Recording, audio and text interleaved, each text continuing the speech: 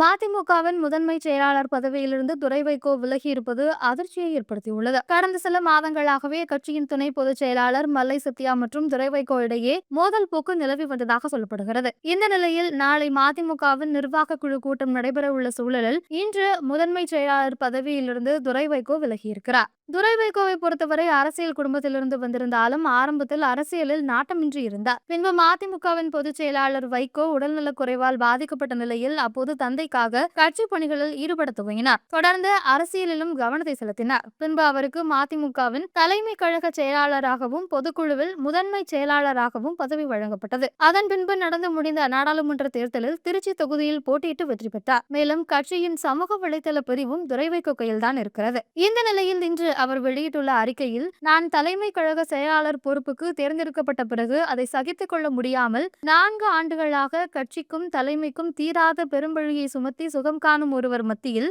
கட்சியின் முதன்மை செயலாளர் பொறுப்பில் தொடர்ந்து பணியாற்றிட விருப்பமில்லை. அதனால் அந்த பதவியிலிருந்து விலகுகிறேன். ஏப்ரல் 20ஆம் தேதி நடைபெறும் நிர்வாக குழு கூட்டத்தில் பங்கேற்பேன். ஆனால் அதன் பிறகு தலைமை கழகத்தின் மிக முக்கிய முடிவுகள் மேற்கொள்ளும் கூட்டங்கள் எதிலும் கலந்து கொள்ள மாட்டேன்னு சொல்லியிருக்கிறார். இந்த அறிவிப்பு மதிமுகவில் சலசலப்பை ஏற்படுத்தியுள்ளது. சமீபத்தில் பாமகவில் தந்தை மகனிடையே மோதல் ஏற்பட்டது. இந்த சூழலில் தற்போது மதிமுகவிலும் மகன் வெளியேறியிருப்பது அதிர்ச்சியை ஏற்படுத்தியுள்ளது. ஆனால் இது அரசியல் நாடகம்தான் என சொல்கிறார்கள் மூத்த பத்திரிகையாளர்கள். கட்சியின் மூத்த நிர்வாகியான மல்லை சத்யாவுக்கும் துரை வைகோவுக்கும் மோதல் போக்கு ஏற்பட்டிருக்கக்கூடிய சூழலில் நாளை நிர்வாக குழுவில் துரை வைகோவிற்கு ஆதரவாகத்தான் கட்சியினர் பேச வாய்ப்பிருப்பதாகவும் அதன்படி மீண்டும் இவரே இதே பதவிக்கு வருவதற்கு வாய்ப்பிருப்பதாகவும் சொல்லப்படுகிறது.